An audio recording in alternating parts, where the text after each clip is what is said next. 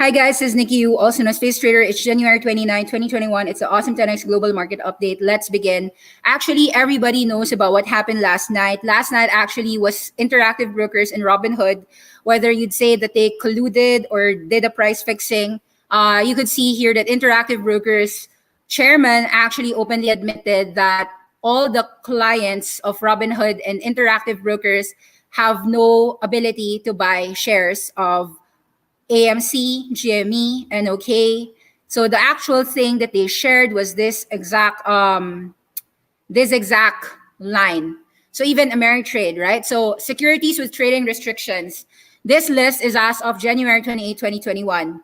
AMC, CVM, EXPR, Fossil, GME, NOC, BlackBerry, Bed Bath & Beyond, Fizz, GSX, Tech Edu, IRBT, NCMI, TRU1, VIR, NAC, Naked, DDS, COS. Stocks here have to have a higher margin requirement, higher allowable portfolio value. So those people who are margin cannot actually hold those shares. So they're kind of forcing everyone to sell. Long calls and puts are allowed. In fact, last night, the only way to actually see them is to just do a close only trade. So if you actually have them, I think that it actually scared the people who have it because, what happened was that even if the people who have it are, even if at some point in time, they didn't know when they would sell, right? So yesterday became a signal for most people to sell. Let's take a look at the charts per se. So this is actually a good frogs in the boiling water. 6 hours ago, this was being shared in a trading view, and I agree with this. You're seeing that you are already aware that these are the top shorted stocks on the market. And whether that be GameStop, Virgin Galactic, AMC, Bed Bath & Beyond, Fizz, Fubo, SunPower. So all of these companies, Tootsie Roll Industries, On Track, you are seeing that most of these companies actually rose and then reversed. Let me share to you a few of these names out loud. Of course, let's take a look at a chart of GME. Parabolic pop and drop. So why did people restrict the people from buying up all the GME shares? The short squeeze was gonna. People are asking, what's this gamma squeeze? What's the short squeeze? I have a lot of I think that the best explanation would be on on Reddit discussions. Really, they have a very good explanation. I shared some, I think, in my inner circle. But to just summarize what happened, the point is that if there's already $15 billion of losses, open positions of the shorts, that was, I think, GME at about $500. Some brokerage firms might not actually have cash balances, and they're actually afraid that the clients who are losing money in GME are not able to pay up those who are actually winning money. You have to understand that in a short position, the downside is unlimited, while the upside is very limited. Example, you shorted at 10 and it went to $500, you're losing $490 for a potential gain of $10. So from a risk reward standpoint, yes, I am of the agreement that Wall Street does not need to bail out the guys who are stupid enough to have these shorts. But at the same time, what was happening here was that knowing that they were actually short there, we can go on and on about the fact that these guys should have risk managed and everything. But the point is that some brokerage firms, such as Robinhood, actually are funded by people like Citadel, who actually make money from the order flow per se of Robinhood. So if you ever wondered how Robinhood makes money, they sell a lot of the order flows. So all of the companies that are doing that actually have it's kind of like they are trying to front run a lot of retail investors. And I think that there are articles saying that it was about $2 billion. In a way, you kind of say, oh, Wall Street is not fair. I would agree. But rules are, to be honest, I'd say that you just need to adapt. You cannot actually just, so in a way, these are the memes happening. Hedge funds shooting gun, pointing a gun to Robinhood, and Robinhood couldn't really save the and Robinhood investors themselves, so they really had to do that. And it's a sad day. I mean, it's a sad day, but you gotta just admit what happened, right? So GameStop fell from about $500 all the way to $100, 190. This is what you call a lower high.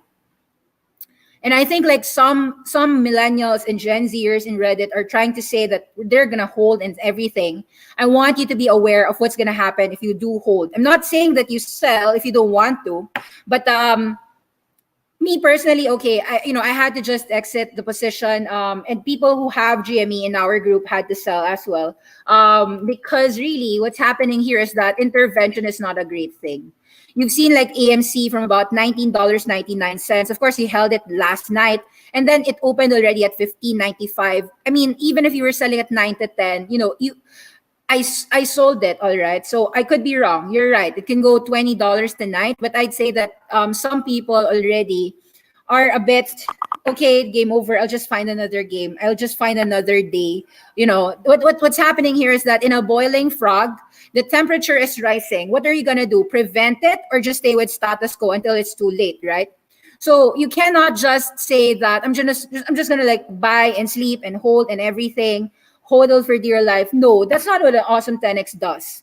When things change, opinions change. It doesn't matter if you have, I don't know what position you have, but the rules have changed. We cannot do anything about it. So, and you're seeing people actually on Wall Street, and the Gen Zs are saying, watch the fuck out, ready for war, AMC, GME, Nokia. So, some people are just, I think they're Gen Zers, and the difference is that they have an idealistic notion of what the free markets are like, and they'd say it's not free. And I cannot say anything else about that. But what could we do? Adapt. We can only adapt. What can we do after this, right? So you clearly see that the market is selling it off. AMC, GME, Naked, right? So these are all what? No matter what you sell, when things change, when facts change, don't cry to me if it gaps down tomorrow. Even if it gaps up, right? Gap up or gap down, volatility is just way too much. I'm out. I don't care. You make 100x on this. People are saying the guy in deep fucking value still holding his $33 million. That's not the point. It's his money. It's not your money. Okay, so your $10,000, let's say, went down $5,000. Will you wait for it to go to $2,000? Seriously, I mean, I don't know what about you. So it's your money. So just be responsible with your money. And everyone would say, what Wall Street really hates is outsider trading. The idea that people cannot outside their world might be getting rich. That's the one sin that they cannot abide. Davey Portnoy understands this better than anyone. So who are the biggest winners in this GME thing? I think that what happened here is that Wall Street actually is following what Chamath is doing. Reddit is actually following what Chamath is doing. Chamath said that, social finance is willing to be the bigger man in this. And because social finance could actually potentially replace Robinhood in the future, you saw that the market was so willing to buy up IPOE, aka social finance. Social finance could be the next Square. And if you knew what happened with Square, Jack Dorsey's app, you know that these people are more willing to prevail when the markets tell you that this is the winner, this is the loser. I'm not going to change the game just in the middle of it. And people are tired of getting their basketball game ruined because rules change. It's like, okay, I know that this person is losing money. Let me help this person out. Let me bail this out again. And that's really what clearly happened here. They're losing $15 billion, and the people who are winning, at some point in time, if it's going to destroy the entire system, that's what they're saying, that the brokerage firms might not be able to collect money from the people who are already losing their shirts. And I think, and this is just my theory thinks is that Melvin Capital liquidating all the positions because of their goofo. I don't know if it's just Melvin Capital or are there so many other people who are short some of these companies. In a way, all right, what I felt was that we've got some Bed Bath & Beyond. What happened last night, it had to fall, right? So So what do you do with that? Just hold on? No, this is a sell already. Even if you sold at 33 or 35 or 40, you cannot change the game. We got in at about $18, right? 18, 19, 20. You want to actually be exiting already. It doesn't matter what you think. What matters is the market is already in the, you might say it's in the dark side, but what can we do, guys? You want to say that you want to keep your shares, but it is what it is. You gotta sell when the opinions and the facts are changing. The change, you have to adapt. What are the what's happening? Okay, let's take a look at investing.com. I'm gonna show to you what happened, guys, is that IPOE is actually a potential beneficiary of all these Robinhood la la la. Because SoFi is Chamath's SPAC, IPOE. He's there for the Robinhood investors who feel disgruntled and wants to sue Robinhood for what they did. And then, of course, there is a beneficiary in all this thing, centralization versus decentralization. So you could see clearly last night that Grayscale Bitcoin Trust actually had a buy signal here. From about $30, you actually saw a bottom 32 to 33. So clearly you're seeing that Grayscale Bitcoin Trust, which is the ETF of BTC USD, actually had more buyers last night because people are disgruntled about how you could just change the system at the middle of the game. So this is Coinbase pricing of Bitcoin dollar. There's news, guys, that Coinbase is gonna do direct listing. So one of the reasons why Coinbase wants to do a direct listing is that they're saying that they don't need money from the people. When you're doing an IPO issuance, you're getting shares and you're getting money, and that money goes straight to Coinbase. What Coinbase is saying is that I don't need the money. I have adequate cash balances, which companies actually did not go IPO. They just did a direct listing. Answer would be Palantir. Answered would be Spotify. So they're just allowing the earlier employees and the earlier venture capitalists to sell if they wanted to. But to be honest, it's actually more to me, it's better. Direct listing has always been better than IPO because what it tells you is that in an IPO, the retail investors don't have to pay 100%. Notice what happened with Airbnb, Snowflake, and Affirm, and what's probably going to happen with Roblox. The people who really wanted to get in are like, okay, sayo na yan. I don't really care. If you want me to pay like 200, 300% for Airbnb, granted, I like Airbnb, but I'm not gonna be a scumbag and buy, I'm not gonna like overpay for something that I don't want to pay $100 billion for. If I just want to pay it for $60 billion or $70 billion, let me pay lower if I wanted to pay it lower. And if it's not gonna happen for me, then so be it. I'm not like too hot to have to own Airbnb at whatsoever price. And if that happened to Roblox for an IPO on Roblox, like 200% higher, Wall Street Bets simply said that they're fed up with what Wall Street is trying to do. And that's actually going to benefit, guys, the SPACs.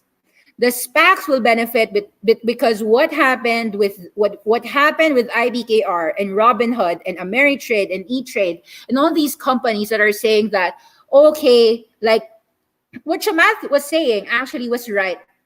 Like what the regulators have to do is be more transparent. You cannot short 130% of a company. That is illegal. So they deserve to lose money and you don't want to like pay up, right? I mean, at the end of the day, what can we do? Hopefully the markets in the future will be better, but people who are fed up ended up going to some other place where they know that it can't be controlled. So what happened, as weird as this was, what happened was that people suddenly bought up anything that they wanted to. You're seeing that, a weird thing happened. People who got disgruntled pushed up Doggy Coin as if just to make a statement. It's so weird right now. Like people are now just pushing up whatever they want just to make a statement. And this is what's frightening for me. That people are just burning money left and right just to send a message. I don't know what they're trying to do. They're not investing. That's what you call speculating. Guys, I need to keep this short because I have a free Friday class later on. But let me see if you've got questions. Should I exit Nokia tonight? What I think happened here is that people who invested in Nokia, there's twofold of people. There's the speculator and there's the people who's not speculating. Clearly, you saw that Nokia went in $9.50 and suddenly overnight, it just had to go down from $5 all the way to $4.69. That is Nokia. Now, this chart is still an inverse head and shoulders. We know that Nokia is a beneficiary of 5G no matter what. So what's going to happen here in my view is that there are people who probably don't know what they bought and they might, I don't know, they might puke it. I'm not sure. But what's clear here is that 550, 650, and 850 are really, it's already a resistance. You've got resistance here, a resistance here, and then another resistance here at 550. But where is the support? There's a clear support, guys, at $4. Just in case it really falls down again, you can see a trading range pattern here. $4 all the way to $3.30. The lower it goes, the buyers will buy. The higher it goes, the sellers will sell. So what do you have, guys? It's a freaking trading range. It's not a parabolic up. It's not a parabolic down. It's a trading range. So you got to do what you got to do. Prices, just follow the price. Now, what's going to happen with Ericsson? Same thing, guys. So this one didn't even spike up, right? It even just went to 15. Now it's back to 11. Don't worry. This is still a 5G beneficiary. There's only 3 5G market shares in the world. It's Huawei, it's Ericsson, and Nokia. You cannot change the facts. The lower Ericsson goes, the more the buyers will win. And the value is there. So it's not going to go to zero. Miss Nikki, I'm planning to invest in the US market and I want to focus on 5G. I can see that the cyberpunk world is becoming a reality. What is your opinion? We believe in 5G. We actually invested very early on in INSG and LSCC. Lattice Semiconductor was a prime winner here. Went from about $15 to $45. More importantly, Lattice Semiconductor, you want to actually check out this company, $4 to $45. So you want to enter that into dips. Lattice Semiconductor, try to enter as well. So INSG was actually the one helping mobile Wi-Fi hotspots. We actually first bought this at about $6, had a buy at about $9. Actually, the problem here was during the earnings standpoint here, it made the sell off here at 12, and then I didn't get back in anymore at 8 and 9 here when there was another earnings play here in November. Right now, it's trading at about $19 to $20. Try to put this on your watch list if you look for 5G related names. I'd say that 5G related names, you want to understand GLAT and GSAT, GILT and GSAT, satellite networks. So you want to put it on your watch list if you're interested. It's space related, but it's also got to do with 5G. Qualcomm, of course, and NVIDIA. You cannot spell 5G without these great names. Qualcomm, NVIDIA. Skyworks is, of course, a strong beneficiary of the 5G movement. Skyworks Solutions and Corvo. Yeah, these are winners in the 5G. So notice, very strong trends, almost just a replica. So you've got a lot of companies that will actually benefit on 5G. Just do your own fundamental take. Or you can actually just check Awesome 10X Inner Circle. We've got a lot of 5G classes for you. How about Fubo? Take profits. Very clearly, Fubo was already a sell signal. Fubo was already being sold down about 45 to 48, even as high as 56. So now it's around trading at $40. It's going to be a trading range. You've got a lot of selling fronts already on Fubo TV. If you don't sell, you might actually cry when it goes to $32 or $25. Now, I'm not saying that it will gap down, but when you already see those sell signals, do not be emotional. Emotions will get the best of you. Remember that. Take profits, move on, find a different name. It's okay. All right, so I'm going to close this session tonight very early. See you again later, 5:30 p.m. We've got a free Friday class. Let's discuss more stocks later on, 5:30 to 6:30 p.m. For all those who are new, please don't forget to like, subscribe, and share. We've got awesome10x.com. We've got a lot of newbie series videos for you inside our website. Please don't forget to join our inner circle. www.awesome10x.com is available for you for only 15,800 pesos for the year. It's a 21% discount from our original 10,000 pesos semi-annual. So 20,000 minus 21% is 15,800 pesos. You can pay us through GCash, BDO, BPI bank deposits. You can also use your PayPal if you want to. Hi, Miss Nikki. Is there a good entry for MTRX Loop Insights? Tell me about WIMI and REFR buy levels for NOC specific to 5G revolution. I answered already. $4 to $3, you are sure that there will be a there will be a buyer on Nokia. The lower it goes, guys, you cannot change the facts. You cannot change the facts. 27% market share of 5G. The proponent in Belgium, in Singapore, take note who are the ones that are doing 5G: Ericsson and Nokia and Huawei. You cannot change those facts, no matter if the regulators want to change those facts. WIMI is holograms. You are seeing a lot of resistance at 10. You got a lot of support at about 8. If you believe in hologram technology, it could be a 5-year trend, but take a look at those support resistances as well. Research Frontiers, I think, is good. Take a look at where Research Frontiers is actually in the connected vehicle market. Research Frontiers have partnerships with, I think it was Volvo and Cadillac and GM. Study your numbers, study what you bought, know what you own, do technicals and fundamentals, combine it, but at the end of the day, understand the system. 3% of an idea, so that if you ever fail, it's not going to kill you. Now, if you truly like the idea, 3%, add another 3%, see whether the market agrees with you, and then go higher weight when the market agrees with you. But when the market does not agree with you, do not insist that you're right. Because the biggest problem of some people, and why these egoists who even lost money in GME, who are they? They lost a lot of billions because they were trying to prove that they were the biggest swinging dicks around. At the end of the day, they were just flashing their mistakes as if, like, they were flashing their losses. What's that? Loss porn. I'm not really sure. So there. I don't know about Loop Insights. Sige, let me just quickly look at this. MTRX. Let me see. Matrix Service Corporation. Let's put this in our watch list. Matrix Service Corporation. Fast look. Oklahoma roots. Matrix Service. A higher standard in service, a turnaround plant service. We keep North America moving, designing, building, fabricating. North American energy industrial market. I'll take a look at this in the next coming days. But I think it has to do with, what's this? Is this oil and gas? I don't like to invest in oil and gas industry. I'll take a look at what they are really doing. But 160 million of storage tanks. I need more time to study it. But gut feel, I don't think I want it. I don't know about the industry. Sorry. Thank you very much. Bye-bye. I like IPOE. Add more. Bye.